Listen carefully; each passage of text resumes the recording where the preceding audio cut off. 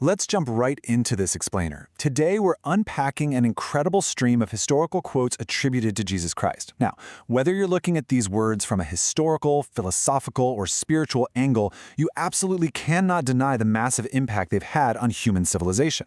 We're looking at a curated collection of these teachings from Red Frost Motivation, and we're going to break them down. Why have these words resonated for thousands of years? We aren't just reading them, we're analyzing the actual structural framework of this wisdom to see exactly how it maps onto our everyday human experience. To make sense of all this, we've structured our analysis into 5 distinct themes: cultivating inner peace, the golden rule, radical love and forgiveness, humility and selfless service, and finally, seeking a higher purpose. Let's dive into number 1. Section 1. Cultivating inner peace. Managing anxiety in an uncertain world. Let's look at how these historical teachings tackle the incredibly universal problem of human worry. It's kind of funny because anxiety feels like a very modern epidemic, right? But the source material makes it crystal clear that managing our internal panic is literally a timeless human struggle. This teaching directly targets our habit of projecting fear into the future.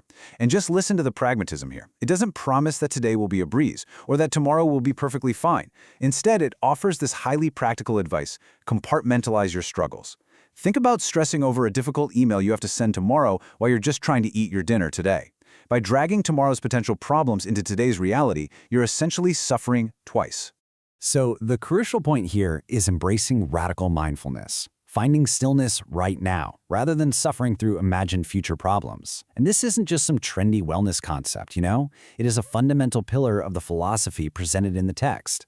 You're instructed to ground yourself in the immediate challenges of the present 24 hours. By letting go of the future, which, let's be honest, you can't control anyway, you reclaim your energy to deal with the reality that is right in front of you. Section 2. The Golden Rule. The framework for interpersonal relationships. Moving outward from inner peace, let's look at how we project ourselves into the world. Once you've managed your own internal anxiety, what's the baseline standard for treating others?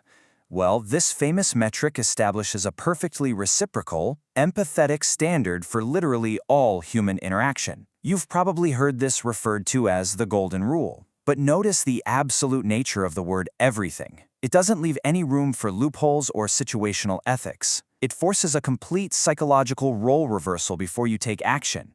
You have to constantly ask yourself, hey, if I were in their shoes, how would I want to be spoken to? How would I want to be treated? Now, treating our friends well, that's easy, which leads us to ask a much harder question about our adversaries. Empathy is natural when dealing with people we like, but the framework established here absolutely does not stop at easy relationships. It pushes the boundary of human behavior into some highly uncomfortable territory. Section 3. Radical love and forgiveness. Breaking the cycle of retaliation. This is where the teachings sharply diverge from standard human instinct. Ancient codes of conduct often relied on proportional retaliation, an eye for an eye. But here, the text demands an extraordinarily difficult rejection of our natural instinct for revenge. Listen to the verbs being used: love, do good, bless, pray. These are intensely positive, active verbs directed at people who are actively causing you harm. It is a complete short-circuiting of the standard human response to a threat. So instead of just mirroring the toxicity of an enemy, the text challenges you to introduce an entirely different frequency into the dynamic. What's truly fascinating about this escalation is how it provides actionable steps for disarming hatred. It breaks down that massive, intimidating concept into distinct, deliberate actions. And consider that final point: forgive others to receive forgiveness. The source text explicitly links your own spiritual liberation to your willingness to liberate others from your resentment. If you hold something against someone, you're instructed to just let it go, completely breaking that endless cycle of retaliation. Section 4. Humility and selfless service. The paradox of power and greatness. This counterintuitive approach directly informs how the source redefines status and success. This worldview operates exactly opposite to typical human ambition. Basically, exalting yourself leads to a fall, while voluntarily humbling yourself elevates you. It's the philosophy's central paradox of power. If you scramble for the top, constantly seeking validation and demanding recognition, the text warns that you will inevitably be humbled. But if you voluntarily take the lower position and focus on the work rather than the glory, you will ultimately be lifted up. This quote perfectly anchors the concept, presenting the ultimate model of greatness as one of absolute, selfless service to others. Think about the absolute best leaders you know. They don't demand service, they provide it. True authority doesn't come from how many people serve you, but from how many people you serve. It is a profound redefinition of what it actually means to be a leader. Section 5. Seeking a higher purpose. The soul versus the material world. Having addressed anxiety, relationships, enemies, and ego, we finally arrive at the ultimate value of a human life versus the allure of the material world. Consider this central premise. What shall it profit a man if he gain the whole world and suffer the loss of his soul? It's a stark economic equation. You could literally acquire all the money, status, and power the world has to offer. But if the core of who you are is corrupted or lost in the process, that transaction is a massive failure. The alternative is letting go of that selfish pursuit of the material to actually save the essence of who you are. This prioritized directive assures us that if you align your spiritual compass first, your material needs will follow. It's really a question of order of operations. If you chase the material, you'll miss the meaning. Align your compass first, and the rest follows. Now, the text isn't saying that material needs don't matter. It explicitly says, all these things shall be added unto you. But it is insisting that if you make the transcendent, righteous path your absolute primary target, the rest of your life will fall into its proper place. To reach that spiritual alignment, the source lays out this incredibly clear three-part progression for active seeking and prayer. I absolutely love how structured this is. It requires participation.